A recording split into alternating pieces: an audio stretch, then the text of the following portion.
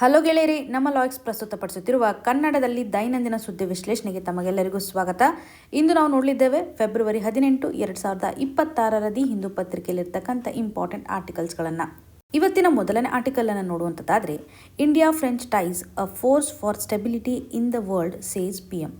ಈ ಒಂದು ಇಶ್ಯೂ ನಮಗೆ GS ಪೇಪರ್ 2 ನಡೆಯಲ್ಲಿ ಇಂಟರ್ನ್ಯಾಷನಲ್ ರಿಲೇಷನ್ಗೆ ಸಂಬಂಧಪಟ್ಟಂತೆ, ಅದರಲ್ಲೂ ಭಾರತ ಮತ್ತು ಫ್ರೆಂಚ್ ರಿಲೇಷನ್ ಬೈಲ್ಯಾಟ್ರಲ್ ಟೈ ಯಾವ ರೀತಿಯಾಗಿದೆ ಅಂತ ಗಮನಿಸ್ಬೋದು.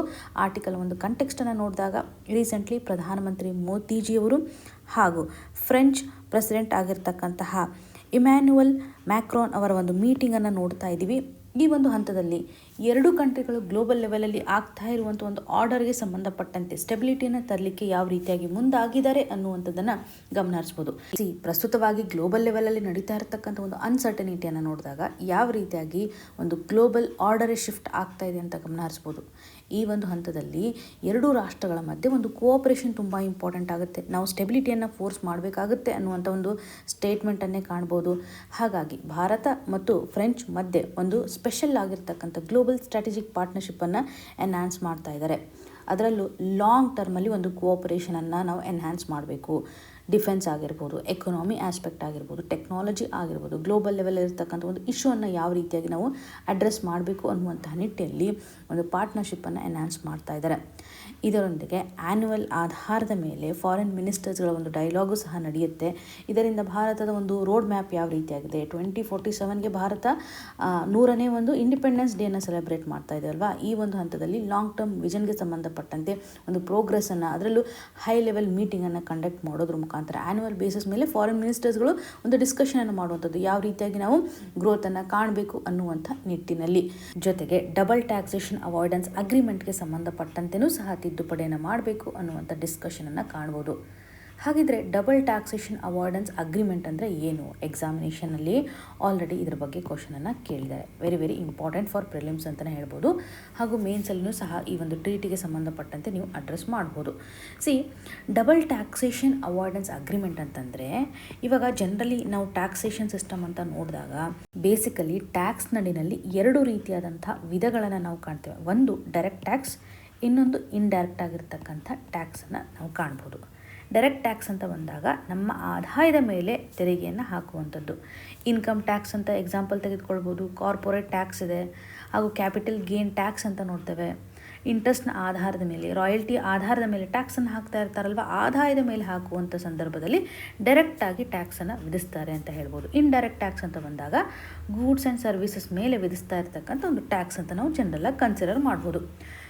ಇವಾಗ ನಾವು ರಾಷ್ಟ್ರದೊಂದಿಗೆ ಒಪ್ಪಂದ ಮಾಡ್ತಕ್ಕಂತಹ ಸಂದರ್ಭದಲ್ಲಿ ನಾವು ಕಳಿಸ್ತಾ ಇರುವಂತಹ ಗೂಡ್ಸ್ಗಳ ಮೇಲೆ ಅಥವಾ ಸರ್ವಿಸಸ್ಗಳ ಮೇಲೆ ಅವರೇನಾದರೂ ಟ್ಯಾಕ್ಸನ್ನು ಹಾಕಿದಾಗ ಅದಕ್ಕೆ ನಾವು ಟಾರಿಫ್ ಅನ್ನುವಂಥ ಒಂದು ಟರ್ಮನ್ನು ಕೊಡ್ತೇವೆ. ಗೂಡ್ಸ್ ಆ್ಯಂಡ್ ಸರ್ವಿಸ್ ಅಂತ ಬಂದಾಗ ಟಾರಿಫ್ ವಿಧಿಸ್ತಾ ಇರೋದನ್ನು ನಾವು ಗಮನ ಹರಿಸ್ಬೋದು. ಅದೇ ಇವಾಗ ಭಾರತೀಯರು ಬೇರೆ ಒಂದು ರಾಷ್ಟ್ರಗಳಲ್ಲಿ ಕೆಲಸ ಮಾಡ್ತಾ ಇದ್ರಂದರೆ ಅವ್ರಿಗೆ ಒಂದು ಆದಾಯ ಬರ್ತಾ ಇರುತ್ತೆ. ಈ ಒಂದು ಆದಾಯಕ್ಕೆ ಯಾವ ರೀತಿಯಾದಂಥ ಟ್ಯಾಕ್ಸನ್ನು ವಿಧಿಸಬೇಕು ಅನ್ನುವಂಥದ್ದು ಕ್ವಶನ್ ಮಾರ್ಕ್ ಅಲ್ವಾ.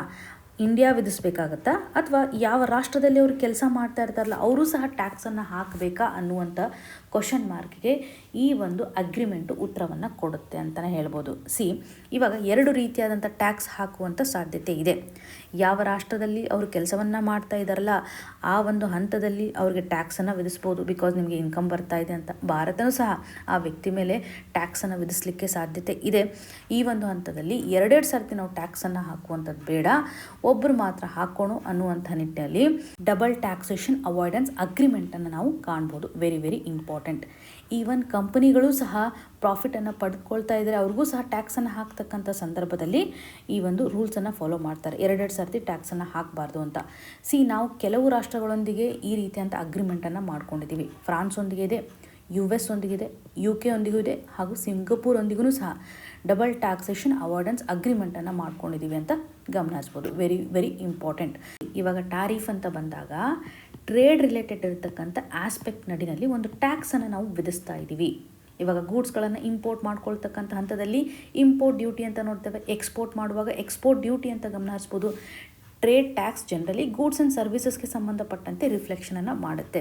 ಯಾಕೆ ನಾವು ಡ್ಯೂಟಿಯನ್ನು ವಿಧಿಸ್ತೀವಿ ಗೂಡ್ಸ್ ಆ್ಯಂಡ್ ಸರ್ವಿಸ್ಗಳ ಮೇಲೆ ಅಂತಂದಾಗ ನಮ್ಮ ಒಂದು ಡೊಮೆಸ್ಟಿಕ್ ಮಾರ್ಕೆಟನ್ನು ಪ್ರೊಟೆಕ್ಷನ್ ಮಾಡುವಂಥ ಹಂತದಲ್ಲಿ. ಇವಾಗ ನಾವು ಯಾವುದೇ ರೀತಿಯಂಥ ಡ್ಯೂಟಿ ಹಾಕಿಲ್ಲ ಅಂತಂದರೆ ಹೆಚ್ಚು ಇಂಪೋರ್ಟನ್ನು ಮಾಡ್ಕೋತೇವೆ.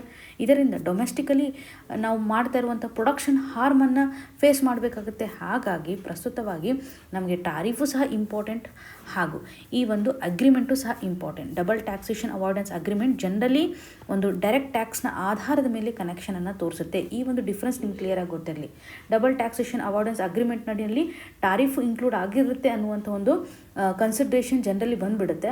ಬಟ್ ಇಲ್ಲಿ ಕನ್ಫ್ಯೂಷನ್ಸನ್ನು ಕ್ರಿಯೇಟ್ ಮಾಡ್ಕೋಬೇಡಿ. ಡಬಲ್ ಟ್ಯಾಕ್ಸೇಷನ್ ಅವಾಯ್ಡೆನ್ಸ್ ಅಗ್ರಿಮೆಂಟ್ ನಡಿಯಲ್ಲಿ ನಾವು ಕೇವಲ ಇನ್ಕಮ್ ರಿಲೇಟೆಡ್ ಇರುವಂತೆ ಚರ್ಚೆಯನ್ನು ಮಾಡ್ತಾ ಇದ್ದೀವಿ ಅನ್ನೋದು ಕ್ಲಿಯರಾಗಿ ಗೊತ್ತಿರಲಿ. ಹಾಗೂ ಆರ್ಮ್ಡ್ ಫೋರ್ಸಸ್ಗೆ ಸಂಬಂಧಪಟ್ಟಂತೆಯೂ ಸಹ ಒಂದು ರೆಸಿಪ್ರೋಕಲ್ ಡಿಪ್ಲಾಯ್ಮೆಂಟನ್ನು ಮಾಡ್ತೀವಿ ಅನ್ನುವಂಥ ಒಂದು ಚರ್ಚೆಯನ್ನು ನಾವು ಗಮನ ಹರಿಸ್ಬೋದು. ಸೊ ಮೇನ್ಲಿ ಡಿಫೆನ್ಸ್ ಕೋಆಪರೇಷನನ್ನು ಅಥವಾ ಜಾಯಿಂಟ್ ಎಕ್ಸಸೈಸನ್ನು ಎನ್ಹ್ಯಾನ್ಸ್ ಮಾಡಿರೋದಾಗಿ ನೋಡ್ತಾ ಇದ್ವಿ. ಸೊ ಒಟ್ಟಾರೆಯಾಗಿ ಭಾರತ ಮತ್ತು ಫ್ರಾನ್ಸ್ ಮಧ್ಯೆ ಇರ್ತಕ್ಕಂಥ ಒಂದು ಟೈಯನ್ನು ನೋಡೋದಾದರೆ ಹೆಲ್ತ್ ರಿಲೇಟೆಡ್ ಇರುವಂತೆ ಫೋಕಸನ್ನು ಮಾಡ್ತಾ ಇದ್ದಾರೆ. ಕೋಆಪರೇಷನ್ ಮಾಡ್ತಕ್ಕಂಥ ಏರಿಯಾಗಳಂತಲೇ ನಾವು ನೋಡುವಂಥದ್ದಾದರೆ ಹೆಲ್ತ್ ಆಗಿರ್ಬೋದು, ಕ್ರಿಟಿಕಲ್ ಮಿನರಲ್ಸ್ಗೆ ಸಂಬಂಧಪಟ್ಟಂತೆ ಬಿಗ್ಗೆಸ್ಟ್ ಚಾಲೆಂಜ್ ಇದೆ ಗ್ಲೋಬಲ್ ಲೆವೆಲಲ್ಲಿ. ಡಿಫೆನ್ಸ್ ಆಸ್ಪೆಕ್ಟ್ನ ಆಧಾರದ ಮೇಲೆ ಸೈನ್ಸ್ ಆ್ಯಂಡ್ ಟೆಕ್ನಾಲಜಿ ಅಂತ ಗಮನ ಹರಿಸ್ಬೋದು. ರಿನ್ಯೂಬಲ್ ಎನರ್ಜಿಗೆ ಸಂಬಂಧಪಟ್ಟಂತೆ ಹಾಗೂ ಸ್ಕಿಲ್ ಆಸ್ಪೆಕ್ಟ್ನ ಆಧಾರದ ಮೇಲೂ ಸಹ ಕೋಆಪರೇಷನನ್ನು ಎನ್ಹ್ಯಾನ್ಸ್ ಮಾಡಲಿಕ್ಕೆ ಮುಂದಾಗಿರುವಂಥದ್ದು ಭಾರತ ಆಗಿರ್ಬೋದು, ಫ್ರೆಂಚ್ ಆಗಿರ್ಬೋದು. ಎರಡೂ ಕಂಟ್ರಿಗಳ ಮೇಜರ್ ಸಪೋರ್ಟ್ ಅಂತಂದರೆ ಗ್ಲೋಬಲ್ ಲೆವೆಲಲ್ಲಿ ಒಂದು ರೂಲ್ ಆಫ್ ಲಾ ಥರದ್ದು ತುಂಬ ಇಂಪಾರ್ಟೆಂಟ್ ಆಗುತ್ತೆ ಅನ್ನೋದನ್ನು, ಎರಡೂ ರಾಷ್ಟ್ರಗಳು ಒಂದು ಸ್ಟ್ರಾಟಜಿಕ್ ಇಂಡಿಪೆಂಡೆನ್ಸನ್ನು ಸಪೋರ್ಟ್ ಮಾಡ್ತಾ ಇದೆ ಅಂತ ಗಮನ ಹರಿಸ್ಬೋದು. ಹಾಗೂ ವರ್ಲ್ಡಲ್ಲಿರುವಂತಹ ಆರ್ಡರ್ ಏನಿದೆಯಲ್ಲ, ಇದು ಯಾವುದೇ ರೀತಿಯಾಗಿ ಒಂದೇ ರಾಷ್ಟ್ರದ ಕಂಟ್ರೋಲಲ್ಲಿ ಬರಬಾರ್ದು, ಒಂದೇ ರಾಷ್ಟ್ರ ಎಲ್ಲವನ್ನು ಡಾಮಿನೇಟ್ ಮಾಡ್ತಕ್ಕಂಥ ಸ್ಥಿತಿಗತಿಗಳು ಇರಬಾರ್ದು, ಹೆಜಿಮೋನಿಕ್ ಕಂಡೀಷನ್ ಇರಬಾರ್ದು ಅನ್ನುವಂಥ ಫೋಕಸನ್ನು ಮಾಡ್ತಾ ಇದೆ. ಎರಡೂ ಕಂಟ್ರಿಗಳ ಒಂದು ಪರ್ಸ್ಪೆಕ್ಟಿವ್ ಯಾವ ರೀತಿಯಾಗಿದೆ, ಗ್ಲೋಬಲ್ ಲೆವೆಲಲ್ಲಿ ಒಂದು ಸ್ಟ್ರಾಟಜಿಕ್ ಇಂಡಿಪೆಂಡೆನ್ಸನ್ನು ತರುವಂಥದ್ದು, ವರ್ಲ್ಡ್ ಆರ್ಡರ್ ವಿತೌಟ್ ಹೆಜಿಮೋನಿ ಅನ್ನುವಂಥದ್ದಾಗಿರ್ಬೋದು, ರೂಲ್ ಆಫ್ ಲಾಗೆ ಸಂಬಂಧಪಟ್ಟಂತೆ ಇವರ ಪರ್ಸ್ಪೆಕ್ಟಿವನ್ನು ರಿಫ್ಲೆಕ್ಟ್ ಮಾಡ್ತಾ ಇದ್ದಾವೆ. ಇನ್ನು ಮುಂದಿನದಾಗಿ front and centre. Front of the package labelling helps consumer to choose health foods.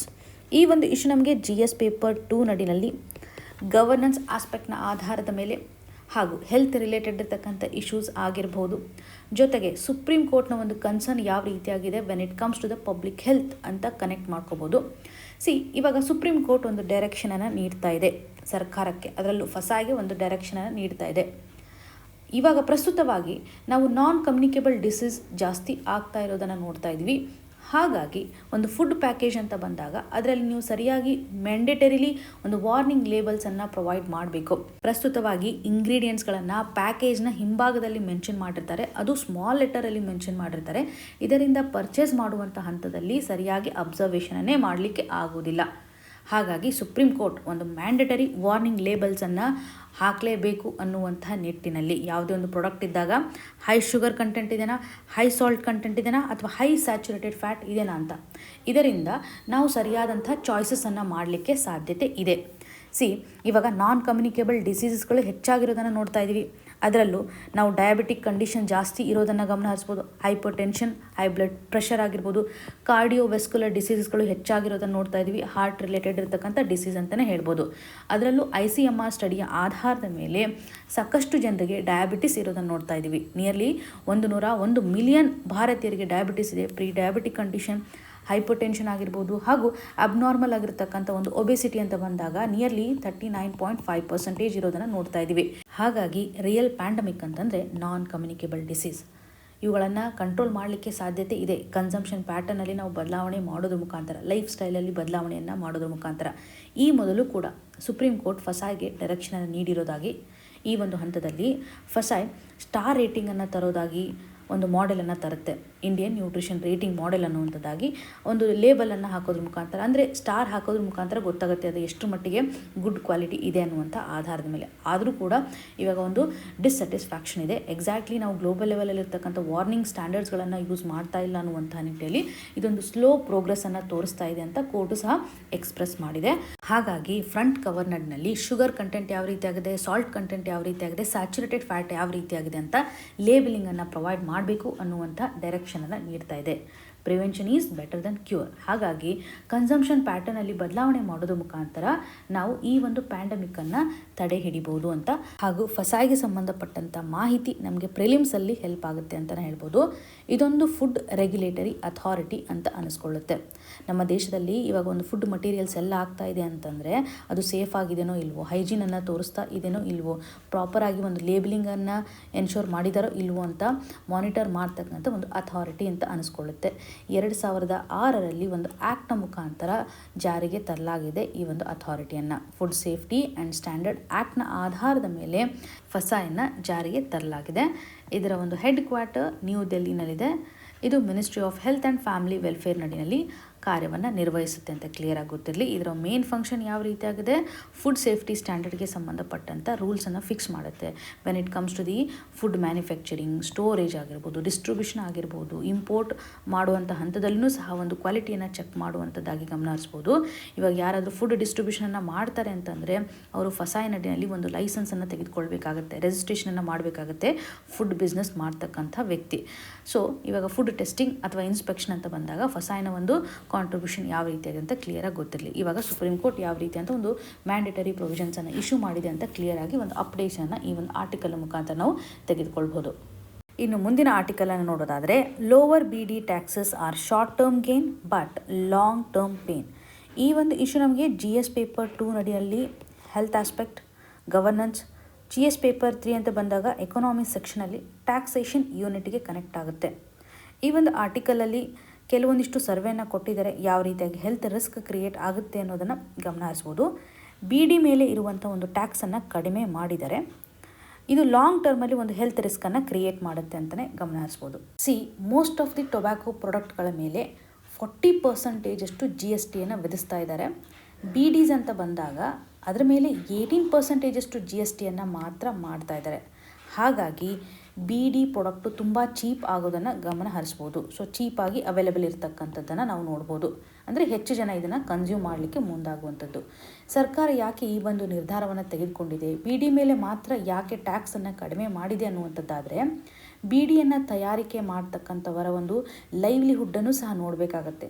ಹೆಚ್ಚು ವಲ್ನರಬಲ್ ಸೆಕ್ಷನ್ ಅಥವಾ ರೂರಲ್ ಪಾಪ್ಯುಲೇಷನ್ ಅಡಿಯಲ್ಲಿ BDಯನ್ನು ತಯಾರಿಕೆ ಮಾಡೋದ್ರ ಮುಖಾಂತರ ಆದಾಯವನ್ನು ಪಡೆದುಕೊಳ್ತಾ ಇದ್ದಾರೆ. ಹಾಗಾಗಿ ಆ ಒಂದು ಮ್ಯಾನುಫ್ಯಾಕ್ಚರಿಂಗ್ ಹಬ್ಗೆ ಇಂಪ್ಯಾಕ್ಟ್ ಆಗಬಾರ್ದು ಅನ್ನುವಂಥ ನಿಟ್ಟಿನಲ್ಲಿ ರೂರಲ್ ಲೆವೆಲಲ್ಲಿ ಒಂದು ಇನ್ಕಮನ್ನು ತರ್ತಾ ಇದೆ.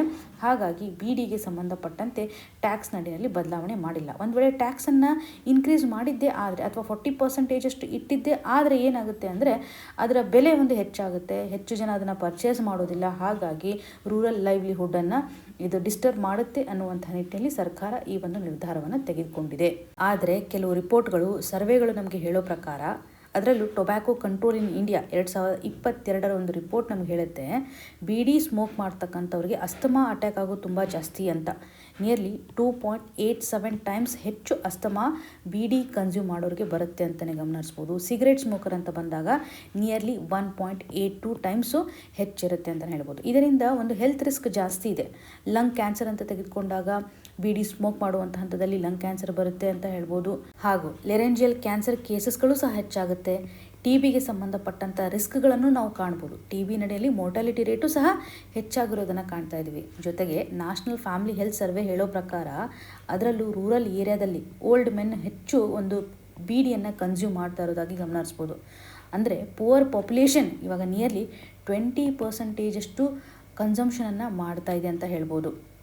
ಹೆಚ್ಚು SC ಹಾಗೂ ST ಗ್ರೂಪಲ್ಲಿ ಒಂದು ಕನ್ಸಂಪ್ಷನ್ ಪ್ಯಾಟರ್ನನ್ನು ಅಬ್ಸರ್ವ್ ಮಾಡಿದೆ. ಅಂದರೆ ಒಂದು ಸರ್ವೆ ನಮ್ಗೆ ಹೇಳ್ತಾ ಇದೆ, ನ್ಯಾಷನಲ್ ಫ್ಯಾಮಿಲಿ ಹೆಲ್ತ್ ಸರ್ವೆನ ಆಧಾರದ ಮೇಲೆ ರೂರಲ್ ಪಾಪ್ಯುಲೇಷನ್ ನಡಿನಲ್ಲಿ ಹೆಚ್ಚು ಟೊಬ್ಯಾಕೋ ಕನ್ಸಂಪ್ಷನ್ ಆಗ್ತಾ ಇದೆ ಅಂತ. ಇದು ಎಜುಕೇಷನ್ಗೂ ಸಹ ಲಿಂಕನ್ನು ಮಾಡುತ್ತೆ.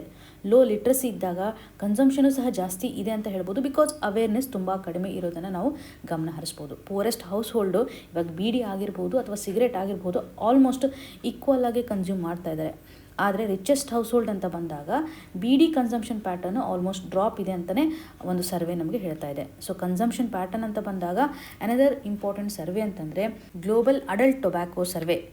As per the global adult tobacco survey, ಒಟ್ಟಾರೆಯಾಗಿ 80% BD ಸ್ಮೋಕರನ್ನು ನಾವು ಕನ್ಸಿಡರ್ ಮಾಡಿದ್ದೇ ಆದರೆ ಪರ್ ಡೇ ಆಧಾರದ ಮೇಲೆ ಮೋರ್ ದೆನ್ 5 BDಯನ್ನು ಕನ್ಸ್ಯೂಮ್ ಮಾಡೋದಾಗಿ ಗಮನ ಹರಿಸ್ಬೋದು. ಅದೇ ನಾವು ಸಿಗರೇಟ್ ಕನ್ಸಂಪ್ಷನ್ ಪ್ಯಾಟರ್ನ್ ಯಾವ ರೀತಿಯಾಗಿದೆ ಅಂತ ನೋಡೋದಾದರೆ, ಒಂದು ವೇಳೆ ಸಿಗರೇಟನ್ನೇ ಮಾತ್ರ ಸ್ಮೋಕ್ ಮಾಡ್ತಕ್ಕಂಥ ಇರ್ತಾರಲ್ಲ, 70% ಜನ ಲೆಸ್ ದೆನ್ 5 ಸಿಗರೇಟನ್ನು ಪರ್ ಡೇ ಆಧಾರದ ಮೇಲೆ ಕನ್ಸ್ಯೂಮ್ ಮಾಡ್ತಾರೆ. ಇದರಿಂದ ಗೊತ್ತಾಗುತ್ತೆ ನಮಗೆ ಬೀಡಿ ಸ್ಮೋಕ್ ಮಾಡ್ತಕ್ಕಂಥ ಸಂಖ್ಯೆ ಹೆಚ್ಚಾಗಿದೆ when we compare with cigarette. ಎರಡೂ ಹಾರ್ಮೇ, ಬಟ್ ಪ್ರಸ್ತುತವಾಗಿ ಒಂದು ಬೀಡಿ ಲೆವೆಲಲ್ಲಿ ನಾವು ಚೇಂಜಸನ್ನು ಮಾಡ್ತಾ ಇದ್ದೀವಿ. ಇದು ಸಹ ಹೆಲ್ತ್ ರಿಸ್ಕನ್ನು ಲಾಂಗ್ ಟರ್ಮಲ್ಲಿ ಕ್ರಿಯೇಟ್ ಮಾಡ್ತಾ ಇದೆ ಅಂತ. ಇವಾಗ ಆಲ್ಮೋಸ್ಟ್ ಟೊಬ್ಯಾಕೋ ಪ್ರಾಡಕ್ಟ್ ಮೇಲೆ 40% GST ನಾವು ವಿಧಿಸ್ತಾ ಇದ್ದೀವಿ. ಬೀಡೀಸ್ ಅಂತ ಬಂದಾಗ 18% ಇದೆ. ಶಾರ್ಟ್ ಟರ್ಮಲ್ಲಿ ಇದು ಪುವರ್ ವರ್ಕರ್ಗಳ ಒಂದು ಇನ್ಕಮನ್ನು ಸ್ಟೇಬಲ್ ಮಾಡ್ಬೋದು.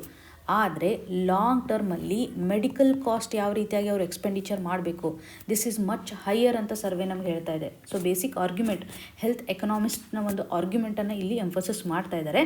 ಲಾಂಗ್ ಟರ್ಮಲ್ಲಿ ಮೆಡಿಕಲ್ ಕಾಸ್ಟ್, ಎಸ್ಪೆಷಲಿ ಕ್ಯಾನ್ಸರ್ ಅಂತ ಬಂದಾಗ ಇದನ್ನು ಕ್ಯೂರ್ ಮಾಡಲಿಕ್ಕೆ ಸಾಕಷ್ಟು ಅವರು ಎಕ್ಸ್ಪೆಂಡಿಚರನ್ನು ಮಾಡಬೇಕಾಗುತ್ತೆ.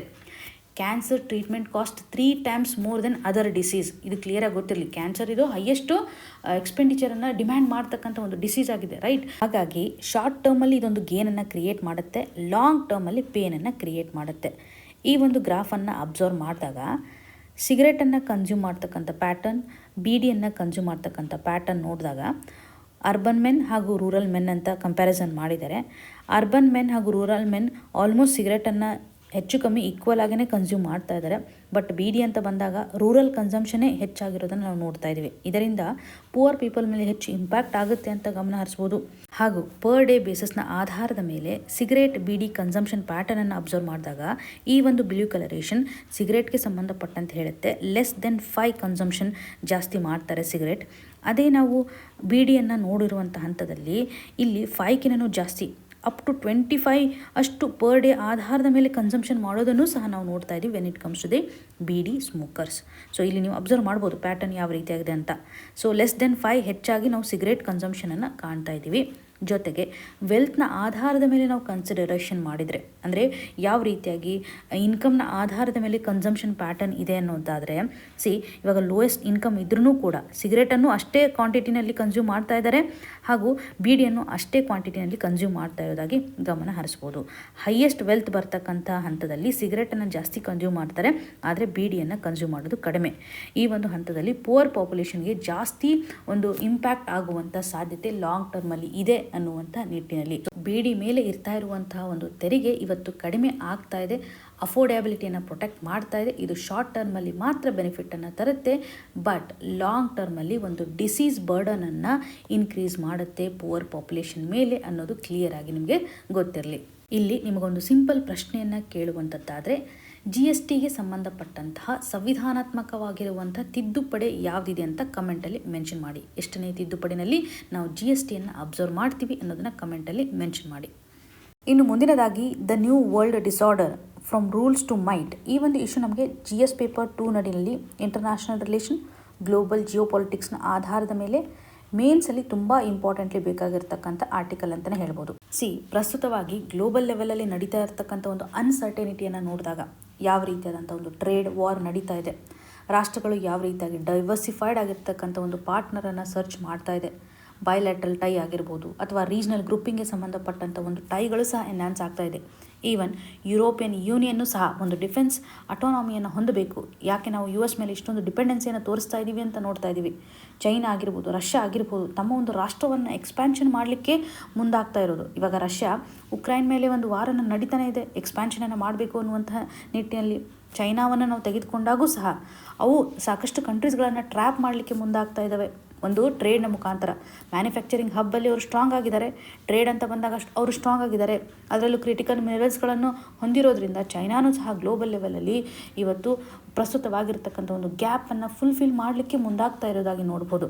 ಹಾಗಾಗಿ ಈ ಮೊದಲು ಯಾವ ರೀತಿಯಾದಂಥೊಂದು ಆರ್ಡರ್ ಇತ್ತು, ರೂಲ್ ಬೇಸ್ಡ್ ಆರ್ಡರನ್ನು ನೋಡ್ತಾ ಇದ್ವಲ್ಲ, ವರ್ಲ್ಡ್ ವಾರ್ 2 ಆದಮೇಲೆ ಇರ್ತಕ್ಕಂಥ ಒಂದು ಸ್ಥಿತಿಗತಿಯನ್ನು ನೋಡೋದಾದರೆ ಪೋಸ್ಟ್ ವಾರ್ ಆರ್ಡರ್ ಅಂತ ನಾವು ನೋಡಿದಾಗ US ಪ್ರೆಸಿಡೆಂಟ್ ಅವರು ಒಂದು ಸರಿಯಾಗಿ ಗ್ಲೋಬಲ್ ಲೆವೆಲಲ್ಲಿ ಫ್ರೇಮ್ವರ್ಕನ್ನು ತರಬೇಕು. ಒಂದು ಪ್ರಿನ್ಸಿಪಲ್ನ ಆಧಾರದ ಮೇಲೆ ಆರ್ಡರನ್ನು ನಾವು ಚೇಂಜ್ ಮಾಡಬೇಕು. ಯಾವುದೇ ರೀತಿಯಾಗಿ ಒಂದು ವಾರ್ ಆಗಬಾರ್ದು, ಅಗ್ರೆಷನ್ಸ್ಗಳು ಆಗಬಾರ್ದು, ಹಾಗೂ ಒಂದು ರಾಷ್ಟ್ರದ ಸಾರ್ವಭೌಮತ್ವವನ್ನು ನಾವು ಪ್ರೊಟೆಕ್ಟ್ ಮಾಡಬೇಕು. ಎಲ್ಲ ರಾಷ್ಟ್ರಗಳು ಈಕ್ವಲ್ ಅನ್ನುವಂಥ ನಿಟ್ಟಿನಲ್ಲಿ ಸಾವರಿನ್ ಈಕ್ವಾಲಿಟಿಗೆ ಸಂಬಂಧಪಟ್ಟಂತೆ ಅವರು ಫೋಕಸನ್ನು ಮಾಡಿರೋದಾಗಿ, ಕಲೆಕ್ಟಿವ್ ಆಗಿರ್ತಕ್ಕಂಥ ಒಂದು ಸೆಕ್ಯೂರಿಟಿಯನ್ನು ತರುವಂಥದ್ದು, ಅದರಲ್ಲೂ ನ್ಯಾಟೋ ಅನ್ನೋ ಒಂದು ಉದ್ಭವವನ್ನು ನಾವು ಗಮನ ಹರಿಸ್ಬೋದಲ್ವಾ.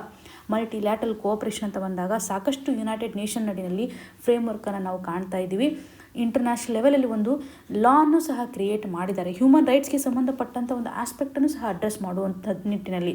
ಸೊ ಒಟ್ಟಾರೆಯಾಗಿ ನಾವು ಒಂದು ಪವರನ್ನು ಕಂಟ್ರೋಲ್ ಮಾಡಲಿಕ್ಕೆ ಲಾನ್ನು ಕ್ರಿಯೇಟ್ ಮಾಡಿದ್ದೇವೆ ಅಂತ ಹೇಳ್ಬೋದು. ಇವಾಗ ಪ್ರಸ್ತುತವಾಗಿರ್ತಕ್ಕಂತಹ ಚೇಂಜಿಂಗ್ ಕಂಡೀಷನ್ ಅಂತ ನೋಡೋದಾದರೆ, ಈ ಮೊದಲು ಜಾಗತಿಕವಾಗಿ ಕಾನೂನನ್ನು ಫ್ರೇಮ್ ಮಾಡಲಿಕ್ಕಂತೆ ಫೈಟ್ ಮಾಡಿರುವಂಥ US ಪ್ರಸ್ತುತವಾಗಿ ಇಂಟರ್ನ್ಯಾಷನಲ್ ರೂಲನ್ನು ಇಗ್ನೋರ್ ಮಾಡ್ತಿರೋದಾಗಿ ನಾವು ನೋಡ್ತಾ ಇದ್ವಿ. ಪವರ್ಫುಲ್ ಕಂಟ್ರೀಸ್ಗಳೇ ಈ ರೀತಿಯಾದಂಥ ನಿರ್ಧಾರವನ್ನು ತೆಗೆದುಕೊಳ್ತಾ ಇದ್ದಾರೆ. ಇಂಟರ್ನ್ಯಾಷನಲ್ ಲಾಗಳನ್ನು ನಾವು ಇಗ್ನೋರ್ ಮಾಡ್ತಾ ಇದ್ದೀವಿ ಅಂತ ಗಮನ ಹರಿಸುವಂಥದ್ದು. ಸೊ ಡೊನಾಲ್ಡ್ ಟ್ರಂಪ್ ಅವರ ಒಂದು ರಿಯಾಕ್ಷನರಿ ಪಾಲಿಸೀಸ್ಗಳು ಏನು ಮಾಡ್ತಾ ಇದೆ, ಯುನೈಟೆಡ್ ನೇಷನ್ಸ್ನ ಒಂದು ಆರ್ಗನೈಜೇಷನ್ಸ್ಗಳ ಒಂದು ಪವರನ್ನೇ ವೀಕ್ ಮಾಡ್ತಾ ಇರೋದಾಗಿ ಗಮನ ಹರಿಸ್ಬೋದು. ಅದರಲ್ಲೂ ವರ್ಲ್ಡ್ ಹೆಲ್ತ್ ಆರ್ಗನೈಜೇಷನ್ ಆಗಿರ್ಬೋದು, ಯುನೆಸ್ಕೋ ಆಗಿರ್ಬೋದು, ಇವುಗಳ ಒಂದು ಪವರ್ ಏನಾಗ್ತಾ ಇದೆ, ಕಡಿಮೆ ಆಗ್ತಾ ಇದೆ ಅಂತಲೇ ನೋಡ್ಬೋದಲ್ವಾ. ಇವಾಗ ಒಂದು ರೀತಿಯಾದಂಥ ನಿರ್ಧಾರವನ್ನು ತೆಗೆದುಕೊಂಡಿರ್ತಕ್ಕಂಥ ಹಂತದಲ್ಲಿ ಸಾಕಷ್ಟು ಇವೆಂಟ್ಸ್ಗಳು ಸಹ ಇಲ್ಲಿ ಕನೆಕ್ಟ್ ಆಗ್ತವೆ. ನಮ್ಗೆ ಗೊತ್ತೇ ಆಗೋದಿಲ್ಲ ಯಾವ ರೀತಿಯಾದಂಥ ಒಂದು ಕಾನ್ಸಿಕ್ವೆನ್ಸು ಕ್ರಿಯೇಟ್ ಆಗ್ಬೋದು, ಯಾವ ರೀತಿಯಾದಂಥ ಸವಾಲನ್ನು ನಾವು ಎದುರಿಸಬೇಕಾಗತ್ತೆ ಅಂತ. ಈ ಒಂದು ಹಂತದಲ್ಲಿ ಆಥರ್ ಅವರು ಡಾಮಿನೋ ಅನ್ನುವಂಥ ಒಂದು ಎಫೆಕ್ಟನ್ನು ಎಂಫಸಿಸ್ ಮಾಡ್ತಾ ಇದ್ದಾರೆ. ಸೊ ಒಂದು ಇವೆಂಟಿಂದ ಬೇರೆ ಬೇರೆ ರೀತಿಯಾದಂತಹ ಸಿಚುವೇಶನ್ಸ್ಗಳು ಇಲ್ಲಿ ಅರೈಸ್ ಆಗೋದನ್ನು ನೋಡ್ತಾ ಇದ್ದೀವಿ. ಇದನ್ನು ನಾವು ಡಾಮಿನೋ ಎಫೆಕ್ಟ್ ಅಂತ ಕರಿಬೋದು. ಇವಾಗ ಚೈನಾ ಏನು ಮಾಡ್ತಾ ಇದೆ, ಸ್ಟ್ರಾಂಗ್ಲಿ ತೈವಾನನ್ನು ತನ್ನ ಒಂದು ಅಧಿಕಾರದ ಅಡಿನಲ್ಲಿ ತರಬೇಕು ಅನ್ನುವಂಥ ನಿಟ್ಟಿನಲ್ಲಿ ಎಫರ್ಟ್ಸನ್ನು ಹಾಕ್ತಾ ಇದೆ.